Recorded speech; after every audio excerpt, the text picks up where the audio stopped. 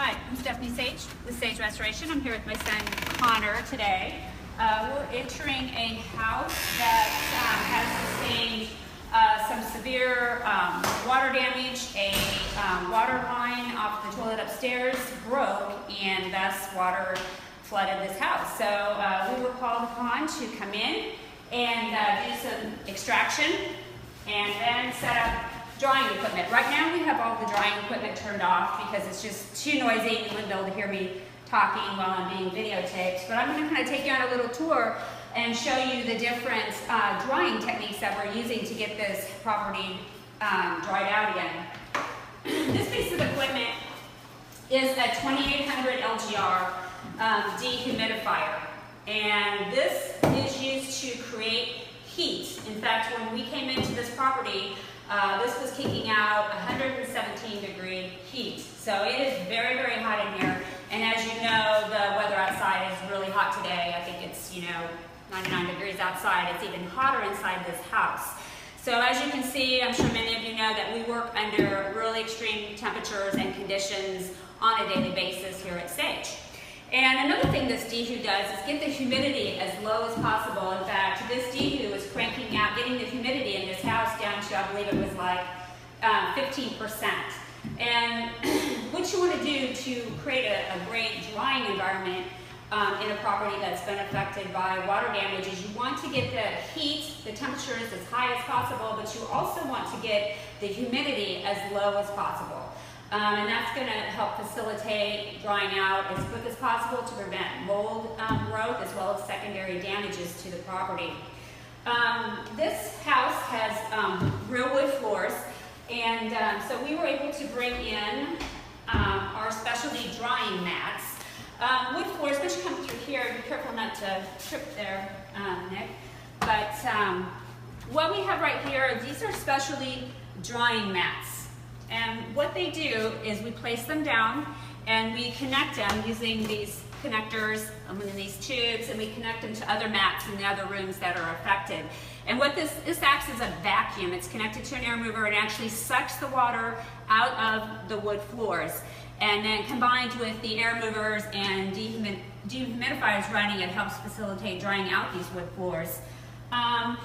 Nick, come over this way and I'll show them what wood floors look like when they've had severe damage. As you can see, these are, ridged right here, and wood floors, if they are what we call smiling, where they're curving up, those can actually be saved. But if your wood floors have suffered so much water damage that they're actually frowning, where, it's actually, the water's absorbed them and caused the wood floors to actually kind of do like a half moon kind of look, you cannot save those. And those are going to have to be removed. So drying wood floors is a lot less expensive for you as a homeowner or your insurance carrier versus replacing your wood floors. Let's see, how many rooms were affected, Connor? Like about 6-7 rooms. 6 or 7 rooms. So we've got a lot of equipment running in this house. 3 stories. We have 3 stories. We have the upstairs bathroom that was affected. Water came down, through the ceiling, affected the wood floors, and also did go down in the basement too. I haven't been down that way. So is that a finished basement or unfinished basement? Unfinished, which is the best thing.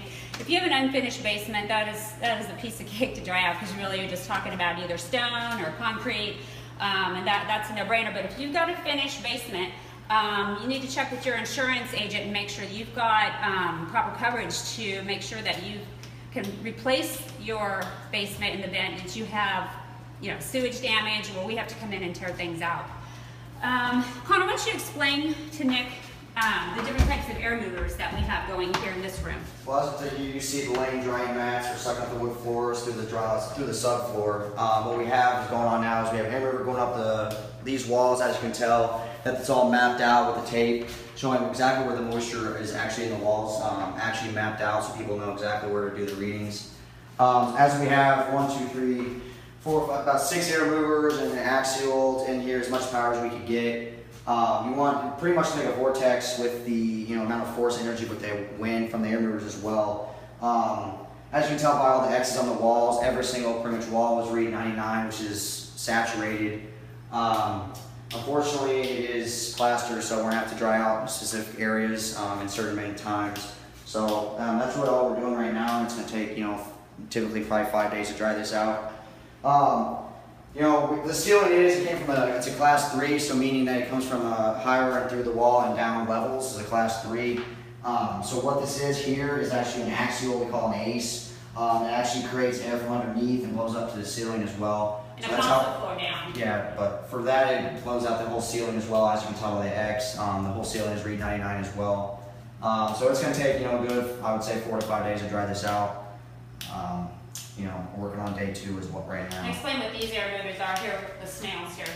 We call these CFs. Basically what it is a high definition air fan, I guess you want to call it.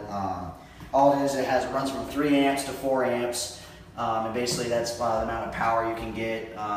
It's just a giant fan for industrial type of cleaning or drying. As of here, these are our drying mats. Like we said earlier, these are all connected into one. It's called injected dry. It is connected all into one fan. It sucks in from one unit, and we can hook up to about 7 to 8 air drying mats in one unit. And you can actually tell by some of the wetness in these mats. You can actually tell it's sucking up from underneath the subfloor and the wood floor. So as now we are drying out these. They were reading about 99 wet. We're down to actually 12 right now reading on wood floors, which we did save these in about 2 days. About 24 to 34 hours. We're actually reading 12.8 on wood floors. So that's actually drier than your baseline at 16. So technically the insurance is going to be pretty happy drying these out in 2 days without paying, a couple $1,000 to read wood floor of this whole house. So explain to whoever's watching about the challenges of dealing with limited power in older homes that don't have the power line. Well, anyone, older homes below, 78, you're going to probably worry on, amount of power. Since the old days they didn't have electricity, so these houses are built with limited amps per unit. So each room you can only hook up about, probably 4 to 5 air movers, when technically this room probably needs, I would say, 8 to 10. Plus DUs, it's going to take up to almost 20 amps, so take up a whole unit. So it's pretty tough in old homes, especially some places don't have spider boxes, which is a whole different generator to hook up power through a laundry, outlet or anything like that. So in older homes, it's going to take longer because the amount of power you have is limited. So we have to just pretty much dry room by room and go day by day. Yeah. So anyway, this is a day in the life at Sage Restoration. It's super hot outside, but I tell you what, I'm normally not a big sweater, but I am drenched right now. I've only been in this house about 15, 20 minutes, and like I said, it's about 117 degrees. But we're dedicated to helping our customers and do what we can to get their properties back in a healthy manner again. So that's what we do. So I appreciate anybody checking in on us today. And Connor and I are going to get back to doing some readings and checking the process on the dry out on this house. Y'all have a good day.